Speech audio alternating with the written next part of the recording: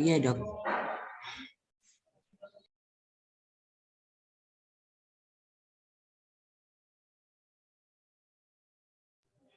Baru pertama kali dok.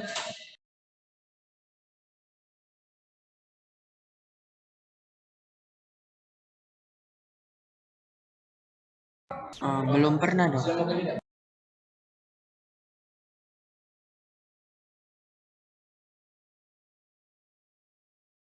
Belum pernah ke dokter dok.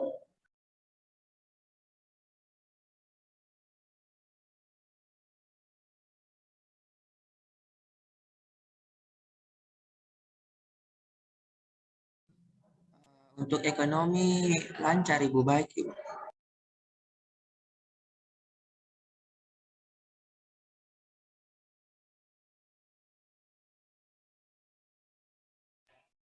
Tapi dok, ibunya dok demam juga dok.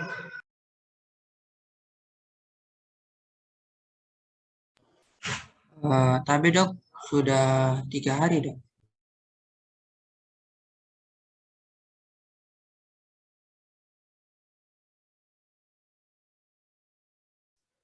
Tidak ada ji dok.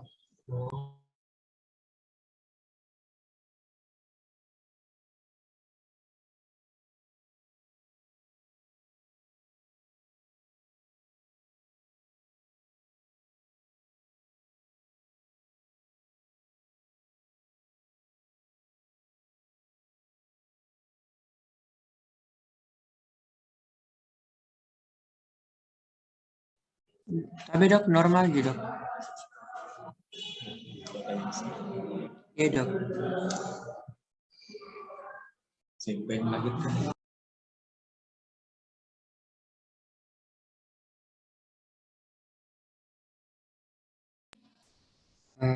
tapi dok cukup cukup bulan dok, 9 bulan.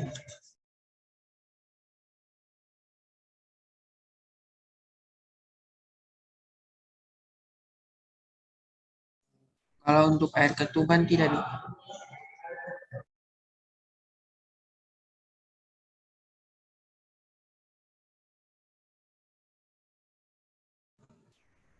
Tapi dok normal ji dok.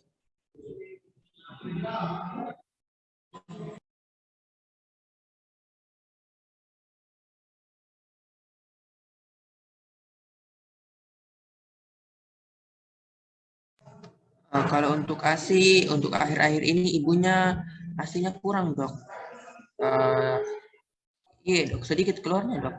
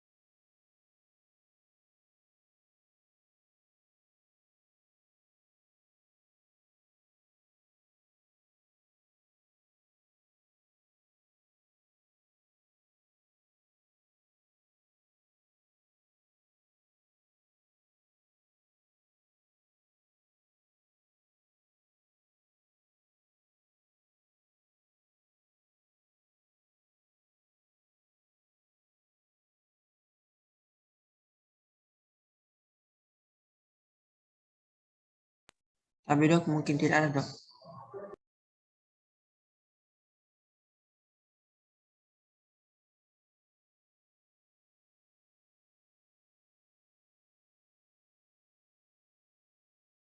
Ya, sudah bagus ya, sudah bagus caranya menganamnesis ya. Cuman mungkin perlu lebih dipermantap lagi untuk masalah manajemen waktu juga, biar tidak terlalu lama dalam menganamnesis ya. Karena kalau untuk OSCE itu, untuk CSL, OSCE itu terkadang kita langsung digabung anamnesis, setelah anamnesis langsung pemfis. Ya, untuk CSL 1 sih anamnesis ya anamnesis saja dulu, jadi masih enak. Tapi untuk CSL 2, 3, 4, dan 5 nantinya itu kebanyakan langsung digabung. Jadi waktunya lebih singkat lagi. Jadi kalau bisa nanti kalian belajar bagaimana menganamnesis secara cepat ya. Kalau bisa 3 menit itu udah selesai anamnesisnya. Waktu 7 menit itu digunakan untuk pemeriksaan fisik seperti itu ya. Kalau dari saudari siapa tadi yang Atika ya? Atika udah bagus tadi caranya ya. Jadi untuk anamnesis semua sistem itu mau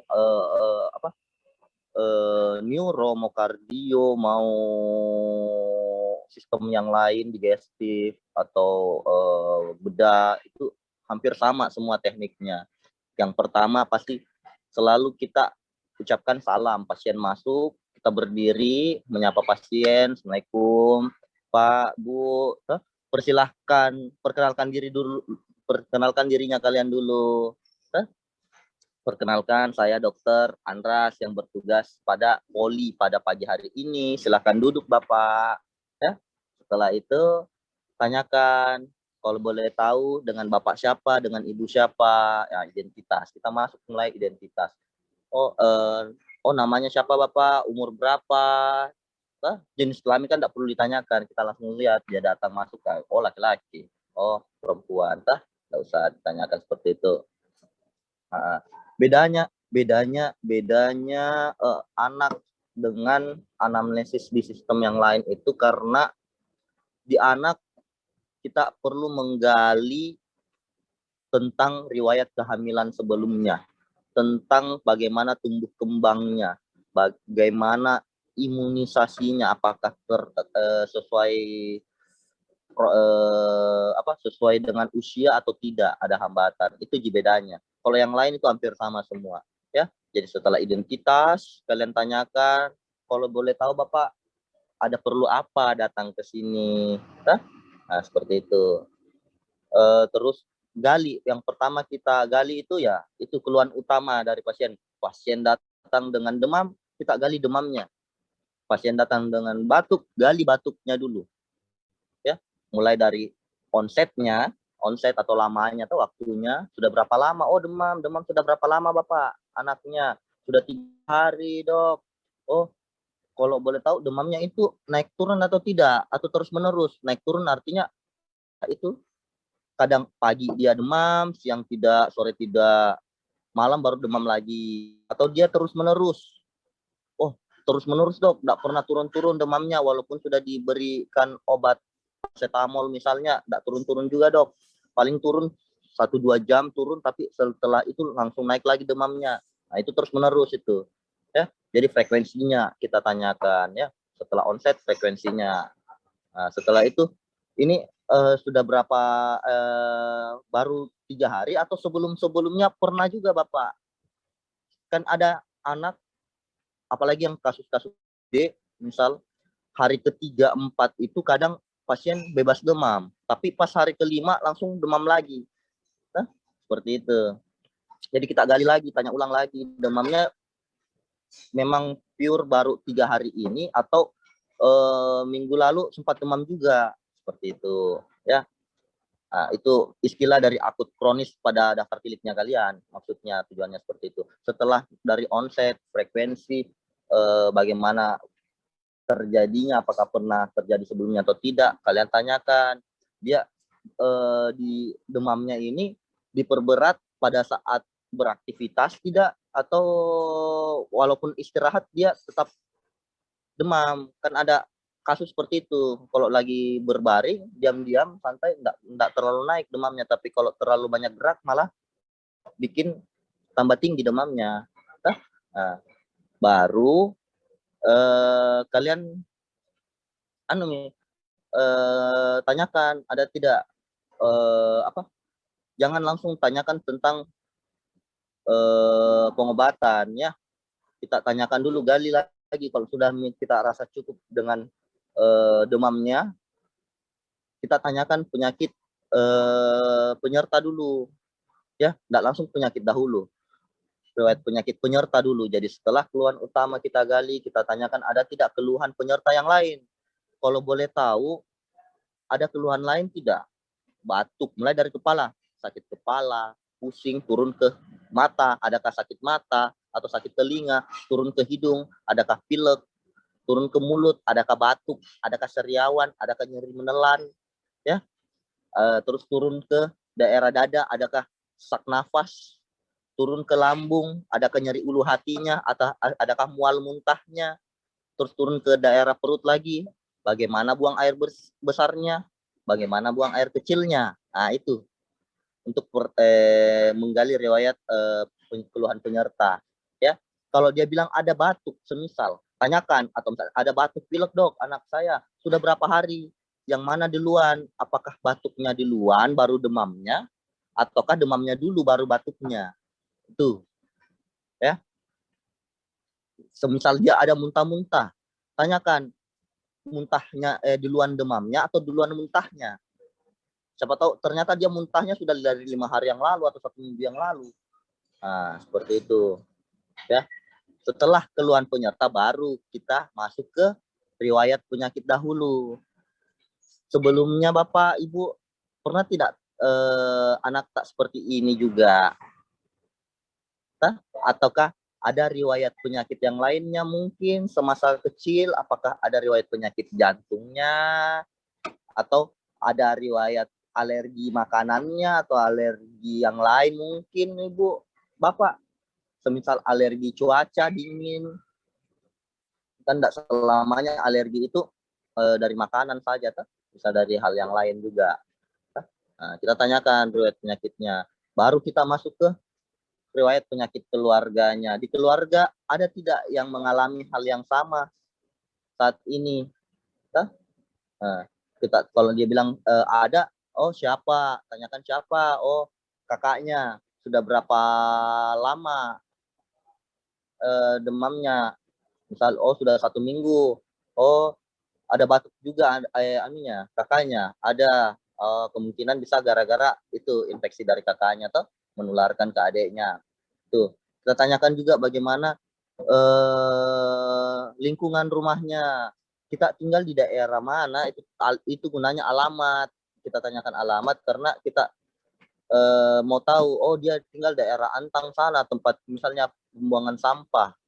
Ya, sering orang sana buang sampah, tempat bakar-bakar sampah di sana. Nah, itu kan mempengaruhi. Makanya itu perlu kita tanyakan juga alamatnya. Bagaimana daerah sekitar rumah bagus sih sistem irigasinya. Maksudnya botnya bagaimana, itu kita perlu tanyakan. Siapa tahu memang kotor, ya. Apalagi musim hujan, begitu. Setelah kita tanyakan riwayat penyakit keluarga, baru kita melangkah ke riwayat kehamilannya. Dulu ibu ini anak tak bagaimana dia anak keberapa, tanyakan dulu anak keberapa, lahir normal tidak atau sesar. Dia anak tak lahir normal atau sesar dulu ibu, cukup bulan tidak, cukup bulan Ji, berat badannya bagus Ji, berapa berat badannya, berapa panjang badannya, tanyakan. Kita dulu melahirkan di mana ibu, misal di rumah sakit kah, di puskesmas, di bidan atau tempat praktek Bu. Terus tanyakan dulu itu Ibu waktu kita melahirkan, sebelum kita melahirkan sempat imunisasi tetanus dok Ibu. Kan kalau untuk ibu hamil itu sebelum melahirkan memang pas hamil memang dia ada jadwal untuk suntik tetanus. Kita tanyakan riwayatnya mamanya, pernah suntik tetanus tidak, atau vaksin-vaksin yang lain mungkin pendukung untuk kehamilan. Ada riwayat kebiasaannya, mungkin mamanya merokok. Mohon maaf Bu, ada kebiasaan merokok tak atau minum alkohol tak? Nah, baru kita tanyakan nih, pernah ki aborsi sebelumnya? Bagaimana kakak-kakaknya yang sebelumnya? Apakah lahir normal juga atau ada yang sesar mungkin, atau ada yang lahirnya di dukun? Kalau setelah itu baru kita masuk ke itu apa lagi istilahnya? Pernah ki aborsi sebelumnya, abortus sebelumnya? Pernah ki mohon maaf Bu, pernah ki hamil terus meninggal anak tak? Itu selalu kalau kayak pertanyaan-pertanyaan yang agak apa ya, agak pakai perasaan itu kita mohon maaf dulu ya, minta maaf sebelumnya. Tabe Bu minta maaf sebelumnya. Kalau boleh tahu pernah keguguran seperti itu ya. Terus waktu ini masuk nih ke riwayat kelahirannya anaknya. Nah, kembali pernah anak tak ini waktu lahir dulu enggak pernah aja ada penyakit apa langsung segera menangis tidak Ibu, atau biru ki anak tak waktunya lahir Ibu, ataukah sempat dikasih masuk dalam inkubator. Nah, itu saja. Jangan terlalu kaku kalau bertanya, pakai bahasa-bahasa sehari-hari tak saja ya. Nggak perlu nggak mesti sebenarnya kita harus terlalu jauh pertanyakan. Kalau bilang riwayat kelahiran sampai nilai abgarnya kita tanyakan, enggak, karena itu nilai abgar kan yang menilai bukan pasien tidak tahu apa itu nilai abgar ya. Ya cukup tanyakan berapa berat badan lahirnya dulu anak tak, berapa panjang lahirnya anak tak, seperti itu. Terus sehat-sehat, jadi alhamdulillah di waktunya lahir Budi anak tak, untuk imunisasinya lengkap di imunisasinya, atau ada imunisasi tambahan yang kita tambahkan mungkin kita pakai juga ada. Nah, begitu saja bahasanya. Oh di mana ki dulu vaksin seperti itu, imunisasi maksudnya. Ada tidak ada kita bawa buku pink tak, tanyakan buku pink itu dia mulai dari di situ kita bisa nilai dia dari pas masih hamil sampai melahirkan sampainya imunisasi, tercatat semua datanya di situ di buku pink ya. Kita tanyakan ada tidak dibawa. Oh kalau misalnya ada, oh ini waktu divaksin kemarin yang ini misalnya polio, HB0, HB1, ada tidak reaksi alergi atau reaksi pasca imunisasi yang muncul Ibu, kayak misalnya demam anak tak, atau gatal-gatal atau bengkak badannya, mukanya. Sekarang anak tak kalau boleh tahu Ibu, dia kita ASI atau susu formula. Kalau dia bilang ASI, tanyakan ASInya sampai umur berapa? Apakah 6 bulan ataukah 2 tahun, 1 tahun atau 2 tahun ya. Seperti itu. Baru untuk resume medis setelah itu baru kalian tanyakan kembali, oh tapi Bapak ya Ibu ya, ini tadi saya sudah lakukan sesi tanya jawab tentang gali informasi tentang penyakitnya anak tak, resume ini anamnesis mulai dari awal, namanya anak tak ini, namanya pasien ini, umurnya sekian, tinggal sekian, nama orang tuanya ini ya Mas. Tadi kita datang bawa anak tak ke sini dengan keluhan demamnya Bapak ya, sudah 3 hari terus menerus disertai dengan batuk sama ada muntah juga, terus nafsu makan ya saya lupa tadi, nafsu makan juga untuk di keluhan penyertanya. Nah nafsu makannya bagus di kuat minum di juga anak tak. Setelah kalian sampaikan semua resume hasil dari anamnesisnya kalian, sudah Mi tentukan ini Bapak, saya belum bisa pastikan apa penyakitnya anak tak. Untuk lebih memastikannya saya perlu melakukan beberapa pemeriksaan lanjutan, pemeriksaan fisik namanya. Apakah Bapak bersedia? Apakah Ibu bersedia? Ya, selalu inform consent. Jadi setiap kita kalau mau beralih ke pemeriksaan selanjutnya, kita harus minta persetujuan dari keluarga. Apakah bersedia Ki? Ya, inform consent, minta persetujuannya. Walaupun memang dalam menentukan suatu diagnosis itu 90% diagnosa bisa kita tentukan di anamnesis, tetapi tetap kita butuh yang namanya pemeriksaan lanjutan, pemeriksaan fisik, pemeriksaan penunjang yang lain seperti radiologi, lab, segala macam ya. Dan setiap kita mau melangkah ke pemeriksaan itu harus atas persetujuan dari keluarganya. Oh, kalau misalnya tanya nih, bersedia Bapak Ibu? Kalau bersedia, oh boleh tanda tangan persetujuan tindakan sambil saya setelah itu saya bersiap-siap dulu untuk mencuci tangan semisal gitu ya. Sambil mungkin bisa kalian arahkan nih ke meja pemeriksaan. Tetapi Bapak Ibu kalau bersedia tanda tangan di sini dan setelah itu Silahkan menunggu di meja pemeriksaan atau di tempat tidur sambil saya melakukan cuci tangan dulu, Ibu ya. Seperti itu. Nah, begitu jadi. Kalau anak memang agak panjang karena itu kita perlu menggali yang namanya riwayat penyakit, riwayat kehamilan, riwayat tumbuh kembangnya bagaimana, ASI dia nutrisinya bagaimana. Jadi itu yang membedakan dengan sistem yang lain. Tapi saya rasa apa yang kalian ini kan masih baru, wajar kalau waktu yang kalian gunakan untuk melakukan anamnesis itu agak lama. Tapi kalau kalian latih terus, insya Allah bisa Ji. Kalau bisa 5 menit selesai itu anamnesis. Kalian belajar bagaimana caranya menganamnesis sambil bertanya, kalian bertanya sambil menulis. Jangan siapa nama tak Iksan, baru kalian tulis Iksan. Berapa umur tak? 25 tahun dok. 25. Jangan begitu. Jadi kalian sambil bertanya sambil menulis. Jadi mata tertuju sama pasien, tangan tetap menulis di bawah. Ya. Oh, nama tak siapa? Oh, umur tak berapa? Bapak ya. Oh, kalau boleh tahu di mana kita tinggal Bapak? Apa keluhannya anak tak? Demam. Berapa hari nih demam? 3 hari. Oh, ini demamnya terus menerus kah atau naik turun Ji? Oh, naik turun Bapak ya. Dia ada mungkin sebelum-sebelumnya pernah demam juga. Misal minggu lalu mungkin demam. Bilang, oh tidak Ji. Oh, sudah nih. Kayaknya cukup Ji kalau demam sampai di situ.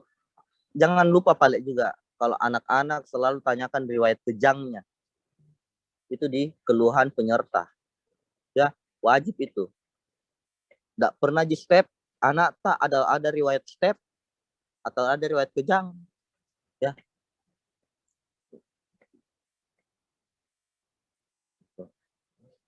belajar ki duet sama teman tak nah, latihan terus duet. Ada yang jadi dokter, ada jadi pasien ganti-gantian. Sambil kalian belajar menulis juga, menganamnesis sambil menulis, pakai timer, hitung.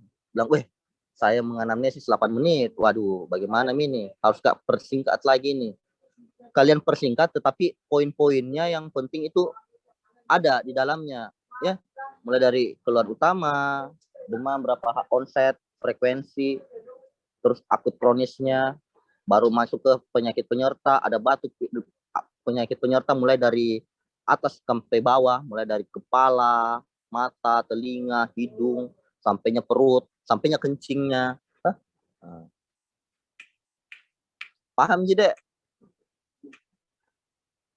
Atau terlalu cepat Kak menjelaskan? Atau enggak kedengaran suaraku? Karena di sini lagi hujan. Tapi Halo? kedengaran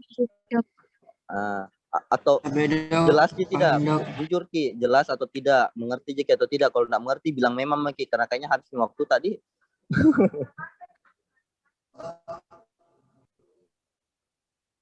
Halo? Ya, ada yang mau ditanyakan mungkin?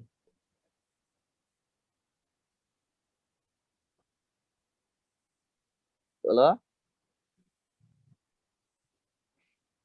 Iya. Yeah.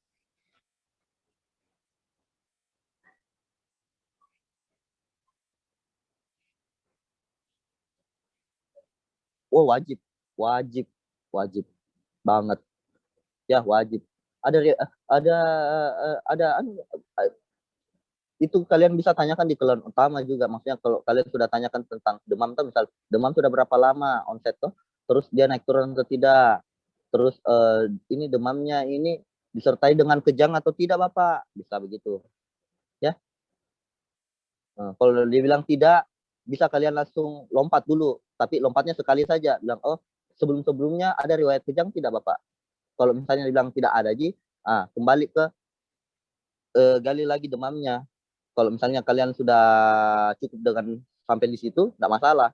Kalian bisa langsung mengarah ke penyakit penyerta yang lain. Seperti itu. Nah, saya wajib itu kejang.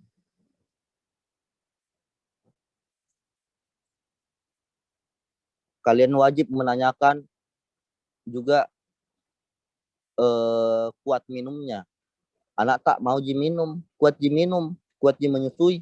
Karena itu kita mau nilai status dehidrasinya. Ya, status dehidrasi dari pasien kita mau nilai. Nanti ya bakalan ditunjang dengan pemeriksaan fisik. Apakah matanya cekung, apakah turgornya lambat, ya kan?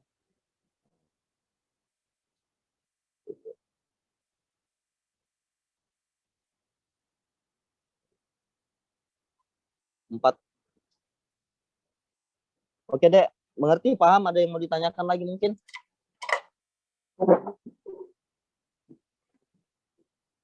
Halo? Halo? Ada yang mau ditanyakan lagi mungkin dek?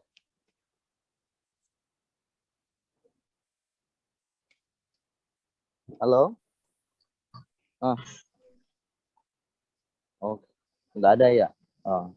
Kalau nggak ada, Pale, mungkin saya akhiri nih, Pale. Nah, belajar, nah. Tetap belajar ya, bukan berarti saya akhiri begini, kalian sudah tidur atau apa. Kalian belajar sama temannya ya, saling ganti-gantian. Itu tadi triknya, caranya ya. Kalian berdua pasang timer, ada yang selaku jadi dokter, ada jadi pasien.